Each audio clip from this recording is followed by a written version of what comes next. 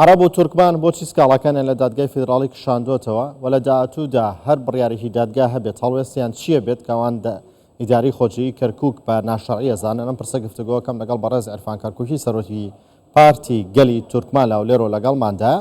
بەڕێز عرفان سڵاوتان لێ بێتوەم کاتەتان باش. ئێوە بۆچی سکاڵاکانتان لە دادگای فیدراڵی کشاندەوە؟ بەڵێ زۆر سپاس بۆ بەڕێزێت، سڵاو بۆ بینەران و بیسەرانی کوردستان 24. دیارە ئەوەی کە ئێستا لە ئارادایە وەکو ئەو فترەی کە لە بەغدا لە ئوتێڕەشید کۆبوونەوە کرا، ئەو کۆبوونەوە سەبارەت بە تەشکیلکردنی ئەنجومەنی پارێزگای کەرکووک و ئیدارەی کەرکووک.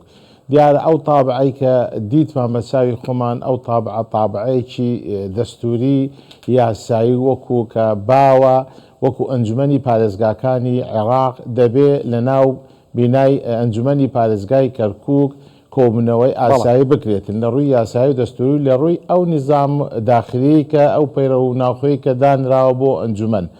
دیارە ئەوەی کە کرا بەدەر لە ئەوەی کە هەبوو لە محافەڵاتی عێراق سەبارەت بە تەشکیلکردنی ئیدارەی کەرکووک ئەنجومەنی پارێزگای یەکەم ئەو قاڵە خۆی دەبینەوە دەبایە بە تەمەنترین ئەندامی ئەنجومەن لەناو ئەنجومەنەکەدا هەڵبژێدایە. دووەمیش دەبایە پێش وەختە لایەنە براوەکان ئەوانەی کە لە هەڵبژاردن بەشداریان کردو کورسیان هەیە لە ئەنجومەنی پارێزگا دەبایە تەوافەقێکی سیاسی پێشوەختە بکرابایە سەبارەت بە تەشکیلکردنی ئیدارەی خۆجەیەتی شاری کەرکووک و ئەنجومەنی پارێزگای کەرکووک.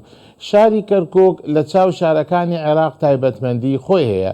شاری کەرکووک یەکێکە لەو شارانەی کە لە ناو دەستوری عێراقدا ئیشارەی پێدراوە مادەی 140 کە مادەیەکی دەستوریە خۆی لە 3 بڕگە دەبینێتەوە: تەطبیع و ئیحساء و جێبەجێکردنی گەڕانەوەی ماف بۆ خەرکووچیەکان.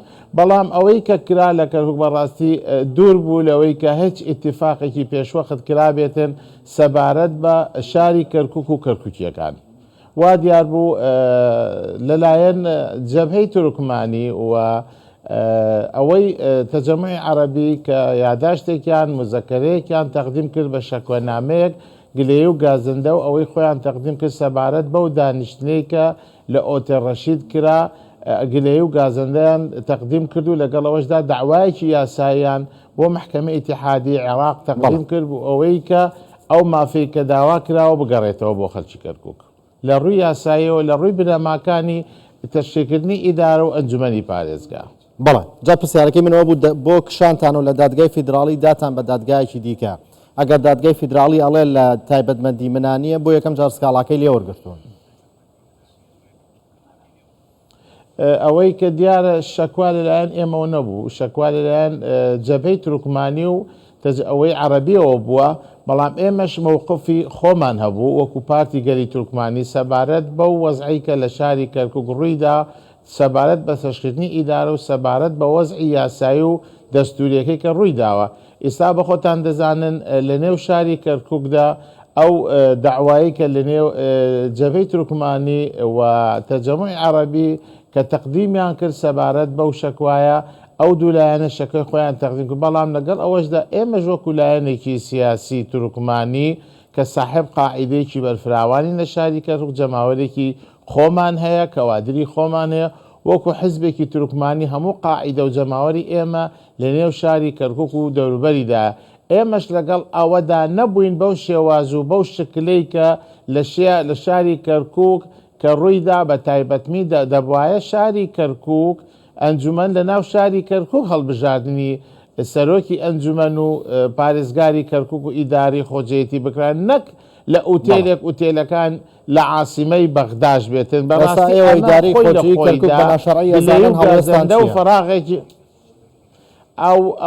ئەوەی کە ئێمە دیتمان شەرعیەتی تێدا نەبوو بەڕاستیەکەی، ئەوەی کە ئێمە دیتمان ناشەرعی ڕوویدا، ئەوەی کە ئێمە دیتمان دەبایە لە نێو شاری کەرکووک باید دەبایە هاوڵاتیانی شاری کەرکووک دڵخۆش بوون بەوەی کە تەوافقێکی پێشوەختە بکرابایە، دڵخۆش بن بەوەی کە هەموو لایەنەکان بە هەمەلایەنە بەشداریان کردن، نەک وەکو ئیستا ئەوەی کە دەیبینین کۆبوونەوە کرا دوور لە شاری کەرکووک.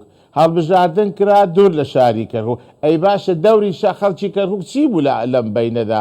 ئەی هەر خەڵکی کەرکووک نەبوون چوونە سەر سندوقەکانی دەگدان دەنگیاندا بۆی کە ئیدارەیەکی خۆجەیەتی بۆی کە ئەنجومەنێک کە ئەوانەی کە بە نوێنەری خۆیان هەڵیان بژاردووە لەبەر چاوی خۆیان ببین لە ناو شارەکەی خۆیاندا هەڵیان بژێرن نەک بچن بۆ پایتەخت و لە ناو ئوتێلێکدا هەڵیان بژێرن. بەڕاستی ئەمە خۆی لە خۆیدا دووبەری چیکی گەورەی دروستکرد لە نێو شەقامی کەرکووکدا. لەگەڵ ئەوەشدا شەقامی کەرکووک نیگەران بوو، لەگەڵ ئەوەشدا تا ئیستا ئیداری کەرکووک نەیتوانێت لەسەر ئاستەی کە مەطلوبە بتوانێت خزمەت بکات. هەموو ڕێکارە ئیداریەکان وەستاوە بۆ لەبەرەوەی چاوەڕێی ئیجراعاتی محکەمەی ئیدارە دەکەن لە بەغدا بڕیایی لەسەر چکە شەکوا هەیە.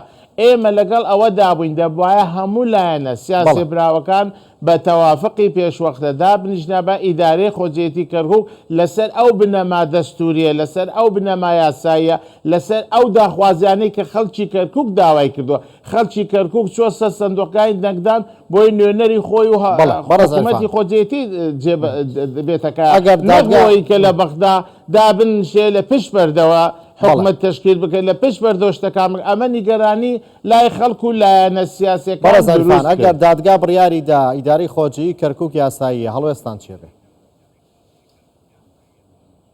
ئێمە لەگەڵ ئەوەدا بەڕاستی ئێمە نامانوێت دادگا بۆ مەرامی سیاسی بەکاربێتن. لە پشت بەردەوە دادگا شتی پشتگیری لەلایەنە سیاسیەکانەوە بۆ دادگا بێتن، ئەوراق پێشوەختە بکرێتە بەردەمی دادگا بە مەرامی ئەوان و بەخواستی ئەوان شتەکان جێبە. ئێمە دەمانوێت دادگا ئیجراعاتی یاسایی وەربگرێتن کە ئەو ئیجراعاتە لە خزمەتی کەرکووک و کەرکووکیەکان بگرێتەوە بۆی کە خەڵک سوودبن بێ.